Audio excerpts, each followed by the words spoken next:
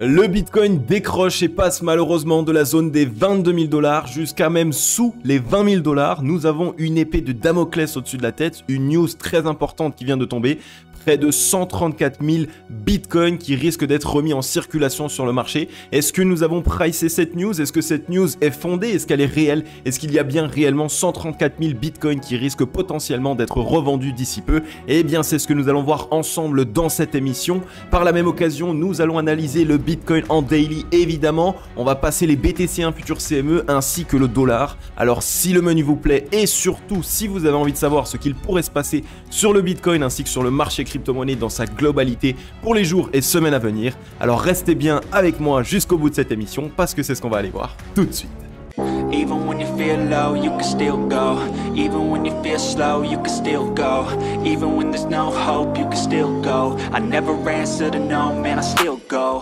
Go, go, go, go, go, go, go, go, go, go, go, go, yo, go, go, go. Hello à toute la team Logique, ravi de vous retrouver dans cette nouvelle analyse du marché crypto-monnaie. On est aujourd'hui le dimanche 28 août 2022 et il est 10h31 à l'heure à laquelle je tourne cette émission. Alors malheureusement, comme vous l'avez vu, comme vous le savez sans doute, le Bitcoin est venu quitter la zone des 22 000 $ pour aller chercher sous les 20 000 $. Est-ce qu'on avait des liquidités à aller chercher? Est-ce qu'on a pricé seulement la news ou alors même le discours de Jérôme Powell? Eh bien, c'est ce que nous allons pouvoir essayer de traiter ensemble dans cette émission. Une prise de liquidité. Comme vous allez le voir, il y a pas mal de zones que nous sommes allés chercher stratégiquement. On va regarder ensemble tout ça, donc restez bien avec moi jusqu'au bout de cette émission et n'hésitez pas avant de commencer à mettre un gros like et un gros commentaire et on va aller voir ça tout de suite. On est ici sur le Scalpex Index, un crypto fear and greed dans la peur 28. Comme vous le savez, le Scalpex Index a toujours 24 heures de retard, ce qui veut dire que le mouvement baissier que nous venons de connaître pour passer sous les 20 000 $ n'a pas été encore retranscrit dans cet indicateur, ce qui veut dire évidemment que lors de l'ouverture de la semaine prochaine, donc d'ici lundi, nous avons de grandes chances d'être non loin de l'extrême peur. On en avait parlé, on avait dit que généralement on cherchait un bottom ou du moins un fort rebond dans l'extrême peur. Donc on est en train actuellement d'essayer de remettre ce sentiment sur le marché crypto-monnaie. Est-ce que c'est un mauvais signal? Non. Est-ce que c'est un bon signal? Il va falloir qu'on s'en assure. On a un social index sur Up, un market order flow en recherche d'achat fort. Ce matin, on voit ici un Bitcoin avoir connu ici son certain décrochage. On se rappelle, on avait déjà retesté cette zone de résistance, puis on a eu une jambe baissière. Par la suite, on a assisté à cette espèce de consolidation sous forme ici de canal ascendant, comme on le voit, cassure baissière. Et là, pareil, on est revenu chercher au plus bas ici sur le Scalpex Index les 19 753 $. Donc, il va vraiment falloir que l'on reste prudent. On avait parlé ensemble dans les émissions précédentes d'un certain scénario, étant donné que le Bitcoin tenait sa zone pivot aux 21 000 $. Pour l'instant, nous l'avons franchi à la baisse. Vous le savez aussi, évidemment, généralement, nous ne venons pas réaliser un mouvement haussier du premier coup. On vient réaliser un premier fake out pour créer de la peur, créer aussi du flou. Et par la même occasion, étant donné qu'il y a pas mal de news et de mauvaises news pour le marché crypto-monnaie, on vient créer de la FUD. Et c'est sans doute la raison pour laquelle nous sommes actuellement en train de connaître ce décrochage baissier pour créer de la peur et aussi, évidemment, pour offrir une belle opportunité aux whales ainsi qu'aux gros acteurs du marché crypto-monnaie, bien de pouvoir renflouer à nouveau des positions d'achat. Donc ici en 4 heures, pas grand chose à dire de plus. On est revenu chercher les 19 763. Ça nous a permis premièrement de revenir chercher ici, comme on le voit, toute cette première poche de liquidité. À cet endroit-là ici, on avait beaucoup de liquidités à aller chercher entre les 22 645 et les 22 458. Donc on est allé chasser les stops des longues et sans doute des longues à levier. Ensuite, nous sommes allés chercher ici une deuxième poche de liquidité, les 20 770 $. On voit que c'était ici un précédent creux, donc on est allé le chercher. On avait aussi ce creux ici aux 20 731 que nous sommes revenus chercher avec ce mouvement baissier et on est même allé chercher ici ce troisième creux aux 20 481 $. Donc là, ici, on est allé chercher pas mal de liquidités. On voit qu'on a cherché ici quasiment toutes les liquidités précédentes. Disons que si nous souhaitions réellement aller chercher encore des liquidités longues, eh bien, il n'y aurait pas vraiment d'avantage à le faire étant donné que la mèche ici sur la journée du 13 juillet 2022 était déjà revenue chercher quasiment tous les précédents creux. Donc il va falloir qu'on surveille tout ça. On est ici en 4 heures, ça reste du court terme. On va aller voir maintenant en daily ce qu'il se passe. Est-ce que le Bitcoin est vraiment ici dans une décision qui a été prise? Les bears reprennent la main, ils veulent vraiment ici nous renvoyer plus bas et aller chercher 15 000, 17 000 $ comme on le voit un petit peu partout. Eh bien c'est ce qu'on va aller voir tout de suite. Avant de passer ensemble les graphiques, essayons évidemment de passer les news. Que s'est-il passé? Pourquoi est-ce que nous pourrions avoir eu ce dip? Donc cette correction ici sur le Bitcoin, eh bien il y a une news qui est apparue, une news qui a créé énormément de peur sur le marché crypto-monnaie dans son intégralité. C'est ici, le Bitcoin pourrait connaître de nouveaux creux fin août en raison de l'affaire MTGOX. MTGOX tout simplement, c'est ici des fonds qui avaient été dérobés, une certaine quantité de Bitcoin, on parle de 140 000 Bitcoin qui avaient été dérobés, donc qui pourraient être renvoyés sur le marché. On y voit ici directement 8 ans après le vol de 850 000 Bitcoin aux utilisateurs de la bourse de MTGOX, certaines des personnes concernées recevront une indemnisation. Bien que la date n'ait pas été communiquée, les responsables du dossier ont annoncé que 141 686 Bitcoins seront remboursés à partir de fin août. Et donc cette news a enflammé à la fois Twitter, à la fois YouTube, à la fois un petit peu, j'ai envie de dire, tout le marché crypto-monnaie, tous les investisseurs du marché crypto-monnaie, parce que c'est tout à fait normal. Si on vient ici à libérer à nouveau 140 000 Bitcoins et à les remettre entre les mains de certaines personnes qui se sont fait dérober des fonds, alors évidemment, il y a de grandes chances que ces Bitcoins-là soient vendus. Et quand on parle de 140 000 Bitcoins, on parle évidemment d'une quantité de Bitcoin assez importante pour pouvoir faire dumper le prix et donc pour avoir une correction majeure. Maintenant, est-ce que cette news est fondée? Est-ce que réellement, en fait, on peut prendre en compte cette news? Eh bien, j'ai un abonné dans le groupe Telegram qui nous a partagé ici directement un communiqué de la part d'un membre de MTGOX qui nous dit qu'il n'y aura pas ici cette relance de ces 140 000 Bitcoins le 28 août 2022 comme cette news a pu nous l'annoncer. Alors, il nous dit ici qu'il y a beaucoup de personnes sur Twitter ainsi que de gros comptes Twitter qui ont relancé, qui ont retweeté ici cette fausse information pour dire que ces Bitcoins risquent d'être remis ici en circulation. Ils nous disent ici que les créditeurs ne se sont pas enregistrés pour le paiement et que pour l'instant, il n'y a pas de date fixe qui a été proposée pour la relance de ces plus de 140 000 Bitcoins. Et surtout, ils nous disent qu'ils sont bien au courant que 140 000 Bitcoins, c'est une quantité très importante et donc ils vont le faire de manière lente et tranquille. Ils vont faire en sorte de pouvoir essayer, bien évidemment, de les rembourser, mais de faire en sorte aussi de pouvoir lisser ce remboursement afin d'éviter ce type de dump par la même occasion. Et il y a deux raisons à cela. Premièrement, eux-mêmes sont investis dans le Bitcoin et dans le marché crypto-monnaie, donc le fait de relancer ces 140 000 Bitcoins, ça pourrait leur faire dumper leur propre portefeuille. Et la deuxième raison à cela, évidemment, c'est des raisons juridiques. Si on offre la possibilité ici à un acteur du marché de recevoir à nouveau ces 140 000 Bitcoins et de les vendre directement, eh bien, il va y avoir manipulation des cours et donc ils risquent encore une fois d'être attaqués par la justice. Donc, au vu du drama qu'ils avaient déjà eu, plus de 850 000 Bitcoins qui avaient été volés sur leur bourse, il n'y a pas ici de possibilité pour eux, à nouveau, j'ai envie de dire, de reprendre le bâton pour se faire battre à nouveau. Donc on va bien surveiller ça. Pour l'instant, c'est une fake news. Nous n'avons pas la relance des 140 000 Bitcoins et des plus de 140 000 Bitcoins le 28 août. Il va y avoir de manière progressive. Évidemment, c'est une news à suivre. Évidemment, il va falloir suivre ces portefeuilles et ces Bitcoins lorsqu'ils vont être à nouveau émis. Mais pour l'instant, pas de panique. On est ici seulement sur de la FUD. Avant de passer directement à l'analyse graphique, on remercie le sponsor de l'émission du jour qui n'est d'autre que Coinex. Coinex est un exchange centralisé qui permet de négocier jusqu'à plus de 500 paires de trading différentes.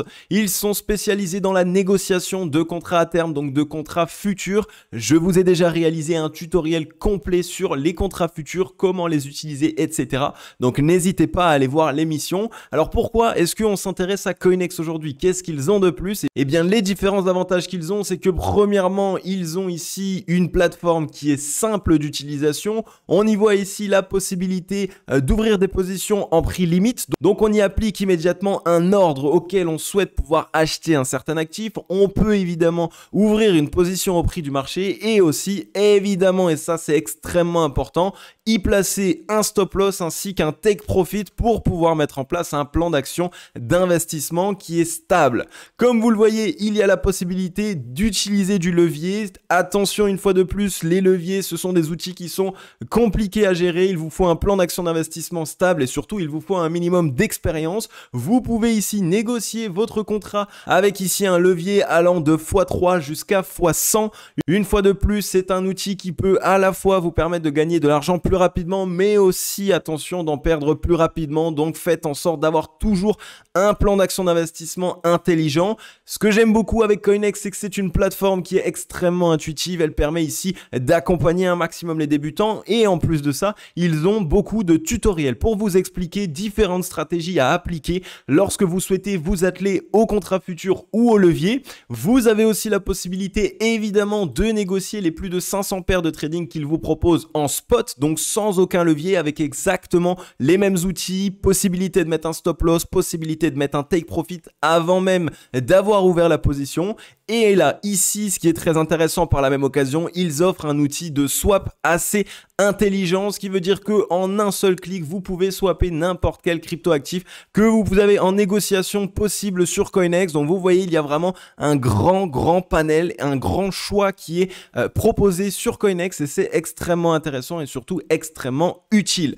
Alors, les différentes caractéristiques que nous pouvons trouver sur CoinEx par rapport au contrat à terme qu'il propose, c'est premièrement le marché des contrats à terme linéaire et deuxièmement le marché des contrats à terme inversés. Ce qui est génial pour la plupart des investisseurs qui souhaitent suivre un petit peu les résultats qu'ils ont lorsqu'ils appliquent une certaine stratégie d'investissement, c'est que vous pouvez obtenir directement vos résultats de trading sur les 180 derniers jours qui vous permettront donc de voir si votre stratégie est bonne et surtout rentable. Donc n'hésitez pas à passer par CoinEx, il y a un lien dans la description ainsi que dans les commentaires épinglés qui vont permettre aux 10 premiers membres qui cliqueront sur ce lien et qui s'inscriront de pouvoir obtenir directement 5 $ totalement gratuitement. Alors 5 $, évidemment, ça paraît faible et on n'a même pas envie forcément de le faire, mais n'oubliez pas une chose, c'est que ces 5 $, premièrement, sont totalement gratuits et surtout, deuxièmement, peuvent être négociés avec un levier. En allant avec un effet de levier jusqu'à x100, vous pouvez du coup obtenir une position de trading totalement gratuitement de 500 $ qui, intelligemment, pourrait vous permettre de commencer à vous construire un certain capital. Mais, comme je vous l'ai dit, il n'y a que 10 places, donc n'hésitez pas, les 10 premiers pourront obtenir ces fameux 5 $ qui pourront aller jusqu'à 500 $ grâce à l'effet de levier. Une fois de plus, n'oubliez pas d'avoir bien une stratégie d'investissement. Lorsque vous utilisez des outils, des produits dérivés comme cela, il faut absolument avoir entière connaissance de ce que vous faites et surtout une certaine maîtrise du marché crypto-monnaie. Donc n'hésitez pas, le lien est en description, il est aussi en commentaire épinglé. CoinEx a recommandé un maximum très simple d'utilisation et surtout ils accompagnent un maximum les débutants. Ok, nous voilà ici sur le Bitcoin en daily et c'est lui le plus important aujourd'hui. Évidemment, vous le savez, aujourd'hui, le Bitcoin est encore majoritaire en termes de capitalisation sur le marché crypto-monnaie et donc chaque mouvement qu'il va réaliser risque d'impacter en grande partie tous les altcoins. Donc pour cette raison, il va falloir que l'on s'assure de ce qu'il se passe sur le Bitcoin. Est-ce que pour l'instant, nous sommes sur un très mauvais signal? Est-ce qu'il y a vraiment ici un mouvement baissier supplémentaire qui pourrait être réalisé? Eh bien, il est difficile dans un instant T de pouvoir se dire que le Bitcoin risque de partir bien plus bas étant donné que nous n'avons pas de structure de retournement baissière. On se rappelle, on avait bien ici un beau W, donc cette reprise en W nous a permis de nous assurer et de nous remettre à nouveau dans une disposition haussière et la correction que nous venons de connaître a été ici ce qu'on appelle un V-top. On a fait un V-top et un deuxième V-top, mais pour l'instant il n'y a pas de M-top et vous le savez, c'est le M-top qui est la figure de prédilection pour se remettre dans une tendance baissière à moyen et long terme puisque nous sommes ici en daily. Donc pour l'instant on est seulement sur ce qu'on appelle une chasse au stop. La chasse au stop permet au whale de récupérer des liquidités, elle permet aussi de créer de la peur sur le marché dans sa généralité, donc les investisseurs qui sont rentrés un petit peu trop tard sont piégés, donc ils vont soit vendre à perte, soit essayer de garder la tête sous l'eau. Et donc ça, les whales, elles adorent étant donné que ça va leur permettre ici de créer un élan de panique, d'avoir ici un Bitcoin qui corrige, on est passé des 25 178 au plus bas aux 19 870 et donc ça leur offre une très belle opportunité à nouveau de pouvoir réaccumuler du Bitcoin sous les 20 000 $. Potentiellement avant un fort rebond si jamais évidemment la demande est acheteuse. Donc pour l'instant il n'y a pas de M-top, donc on n'est pas sur un scénario catastrophique. Et évidemment il y a eu ce dump qui a été réalisé, on voit ici 2 journées de décision, le 19 août 2022 et le 26 août 2022, décision de la part des vendeurs, donc il va falloir qu'on reste prudent par la même occasion. Si on regarde au niveau du ruban de moyenne mobile, on est venu le céder à la baisse, pour l'instant il est toujours au-dessus de nos têtes, il n'est pas très épais en termes de résistance, donc on peut toujours essayer de le récupérer. Maintenant, vous le savez, le fait d'avoir le ruban de moyenne mobile en dessous de nous, ça joue encore une fois un niveau de résistance assez important. Donc pour cette raison, si nous voulons vraiment assister à un rebond, il va nous falloir ce qu'on appelle un short squeeze, c'est-à-dire ici un très fort rebond de l'autre côté, avec ici une décision claire et nette, c'est d'aller liquider tous les shorts. Pour l'instant, nous n'avons pas encore toutes les indications pour nous dire que ça arrivera d'ici peu, mais si on regarde en termes d'indicateurs de momentum, donc qui nous permet de mesurer la force qu'il y a dans le Bitcoin actuellement, on on était dans la zone de surachat. Donc de toute façon, vous le savez, lorsque nous sommes dans la zone de surachat, nous avons très peu de chances de casser la zone de résistance.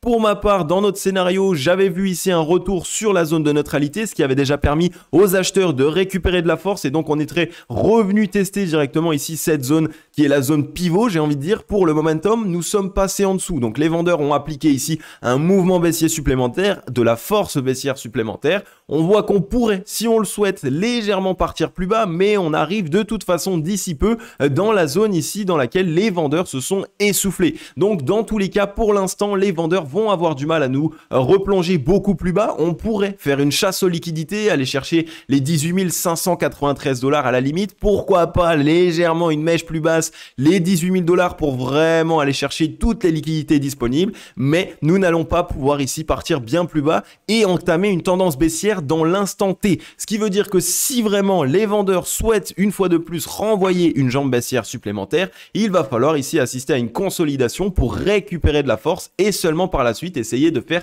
dumper le prix.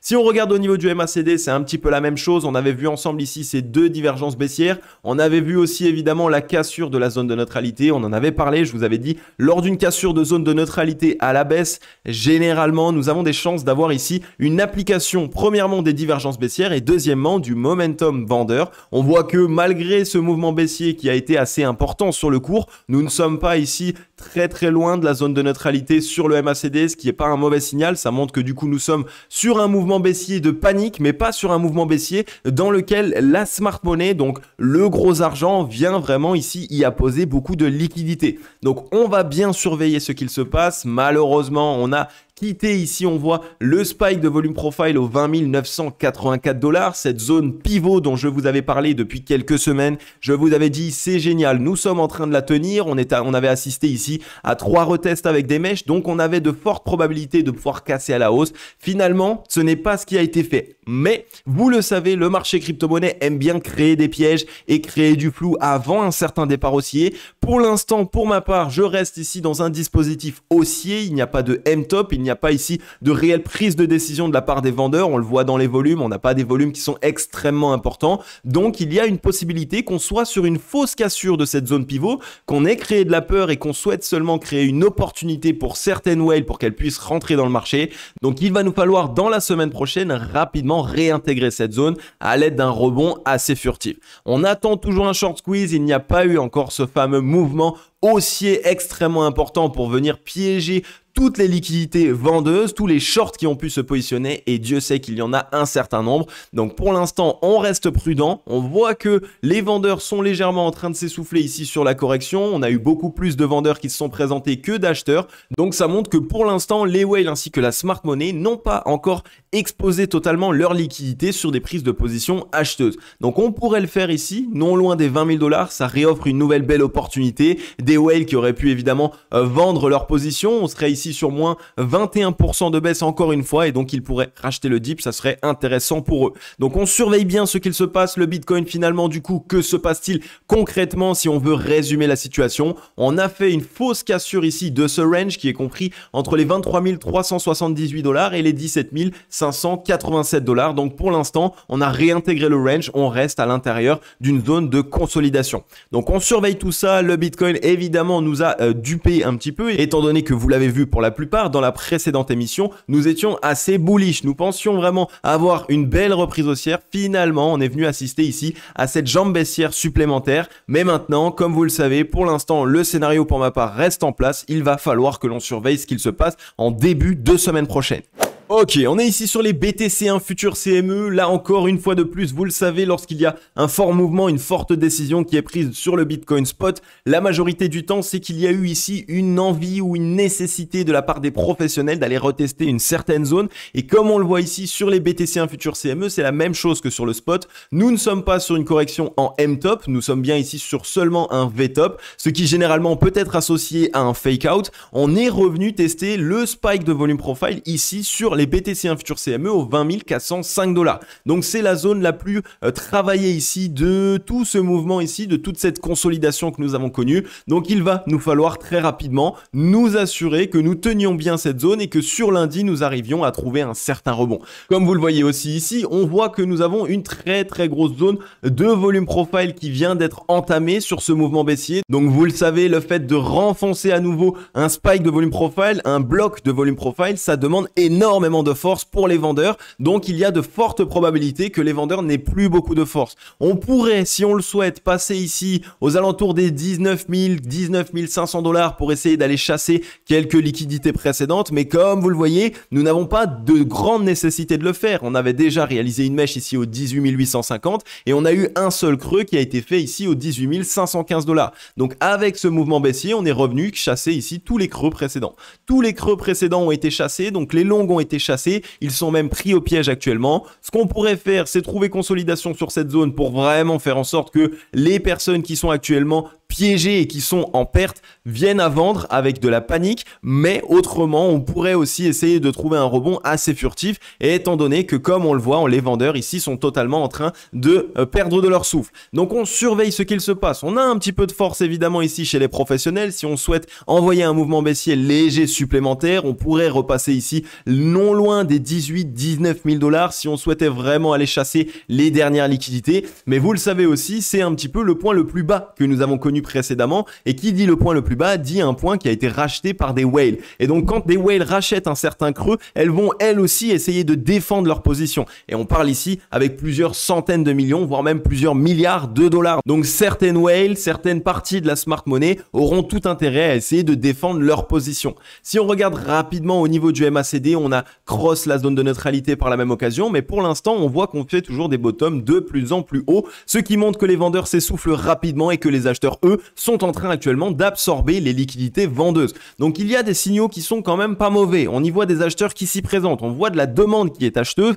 Donc pour l'instant, j'ai toujours en tête le scénario que nous avons mis en place la semaine dernière. Je pense à un fake out, mais une fois de plus, il n'y a aucun conseil en investissement. Nous sommes actuellement sur une période très volatile, sur une période dans laquelle la majorité des acteurs du marché ont peur actuellement. On y voit beaucoup de FUD, on a vu les 140 000 bitcoins de Mt. Gox, on a vu aussi le discours de Jérôme Powell qui a directement fait dumper le prix de plus de 5,5% sur le Bitcoin. Donc il va falloir qu'on reste prudent et que sur la semaine prochaine, on s'assure d'avoir une décision prise conséquente.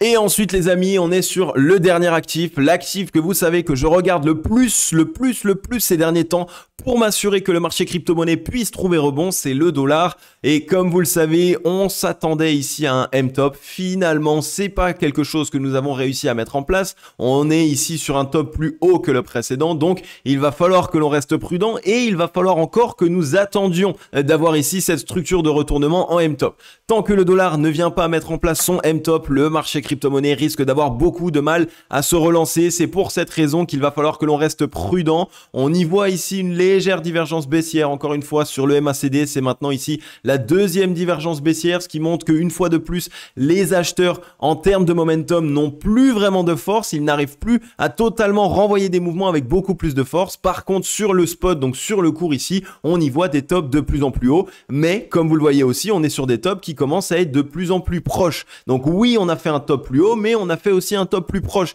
Donc on voit que ici, il n'y a pas de grande différence entre ce top au 108,79 points et celui-ci au 109 points tout rond.